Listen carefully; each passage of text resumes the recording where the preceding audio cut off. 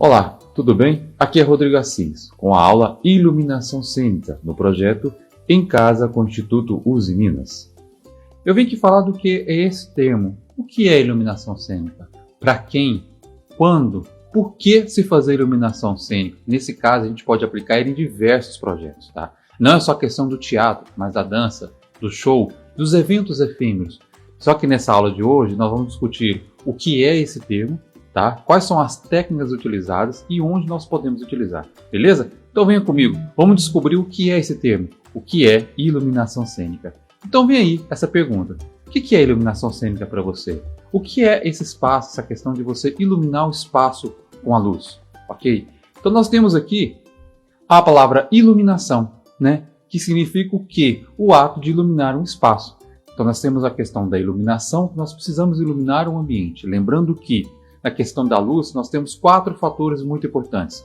Nós temos o fluxo luminoso e intensidade luminosa. Fluxo luminoso é radiação de luz em todos os sentidos. Intensidade luminosa é uma fração desse traço dessa luz em um determinado ponto. Depois disso nós temos a iluminância, que é o ato de iluminar, é a projeção de luz em algum objeto. E nós temos a luminância, que é a questão da reflexão de luz. Então nós podemos entender que o primeiro ato como iluminação, nós temos o ato de iluminar. E temos a palavra cênica. O que seria ver essa palavra cênica? Nós vamos ter que retomar um pouco o nosso passado e ir lá nos gregos, que na verdade a palavra cênica vem da palavra skene, que significa local onde se pratica a ação. Então com isso nós vamos ter iluminação cênica, iluminar uma cena, né, no espaço, numa cena específica. Nós vamos dividir agora alguns conceitos básicos do que seria essa questão da iluminação cênica. Nós podemos ter um conceito e a luz, a iluminação. Temos uma ideia que a gente vai pensar de como nós podemos pensar esse projeto. Eu sempre falo para todos os meus alunos e meus colegas, quando você pensa em um projeto de iluminação, primeiro considere o seu efeito, para depois você pensar nos seus refletores, ok? Nós temos um material que é a ideia que vamos iluminar aquela ação. Então nós precisamos de um material para iluminar. Com isso nós temos o significado.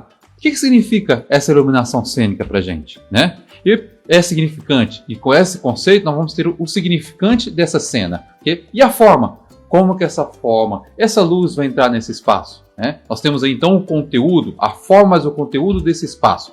Com isso nós criamos um conceito lumínico. Então nós temos o que? Nessa cena, dois ambientes. Nós temos a situação com a cena real, ok? É aquilo que é real. Por exemplo, as obras de Nelson Rodrigues.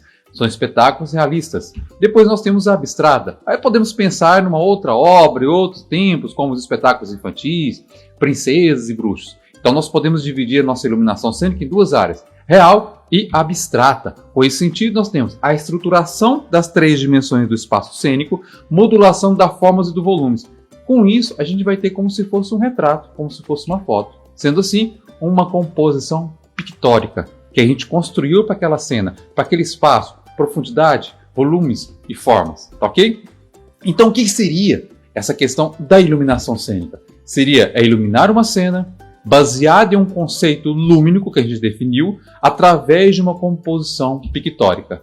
Então temos essa questão desse desenho. Agora vamos pensar o seguinte, são 3 posições básicas de equipamentos de refletores que nós temos no espaço. Nós temos uma luz frontal, uma luz de contra e uma luz lateral. Com essa conjunção dessas 3 cenas, nós vamos pensar o nosso espaço. Quando você tem uma luz frontal, é o ato de revelar, eu quero mostrar o rosto daquela pessoa, correto? Quando eu tenho lá uma luz que vem lateral, é uma luz que vai modelar o corpo daquele bailarino, como por exemplo uma dança. Na verdade, você pode levar isso para outros espaços, como por exemplo, iluminar um objeto que tenha formas barrocas, formas, né, toda cheio de curvas, por assim dizer. E nós temos o contraluz, que é a luz que vem por trás. Então, normalmente no teatro nós temos a luz que é para revelar, na dança nós temos a luz que é para modelar e no show nós temos a luz que é para emoldurar, como a gente pode ver nesse texto colocado aqui. Nós temos esses 3 básicos efeitos: revelar, lateral e contraluz, ok? Agora vamos pensar algumas coisas. Vamos ver posicionamento desse tipo de luz, que você vai aplicar isso em qualquer projeto de iluminação. Vamos pensar pelas posições.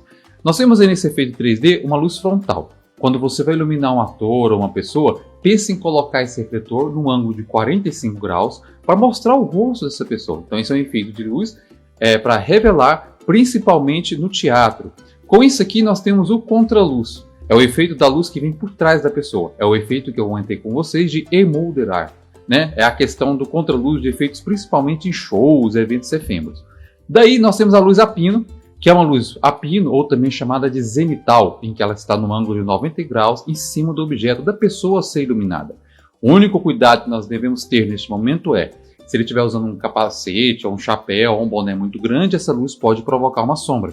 Então o ideal é você pensar nisso, que o topo, como imagine que nós somos uma pirâmide, o topo, a parte mais alta, tem que ter menos espaço para não provocar tanta sombra embaixo no corpo das pessoas, ok? Daí nós temos a outra, que é a luz que vai modelar esse corpo do bailarino, esse corpo do objeto que está encenado em cena. É uma luz que temos uma pontuação um pouco mais dramática. Ela vai mostrar e vai reforçar um pouco desse personagem e temos projeção de sombra. A outra luz é a luz diagonal, que no caso eu tenho uma luz que está entrando pelo palco do meu lado direito ou do meu lado esquerdo e vai projetar uma luz no fundo desse palco. Então eu posso ter duas cenas ao mesmo tempo.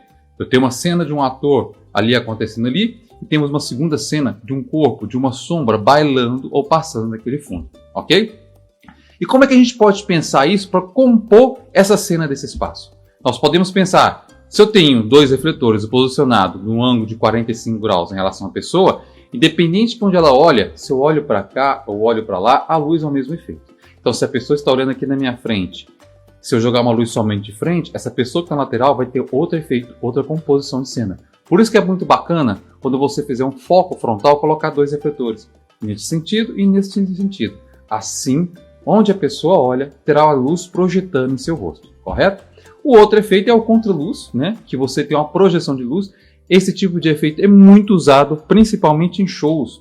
Quando a música está grandiosa, que vai terminar o show, bah! Eles vêm interno com contraluz que dura em 2, 3 segundos no máximo, só para tirar aquela foto do momento, ok? Daí nós temos, olha, duas projeções de luz. Isso é muito usado em bateria, os músicos colocados lá. Então se você tem uma projeção de sombra nesse palco, a luz lateral, que eu tinha comentado com vocês, uma luz diagonal para valorizar o corpo do bailarino, desses personagens, desses objetos que tem em cena. Então você tem luz dos dois lados para trabalhar com isso.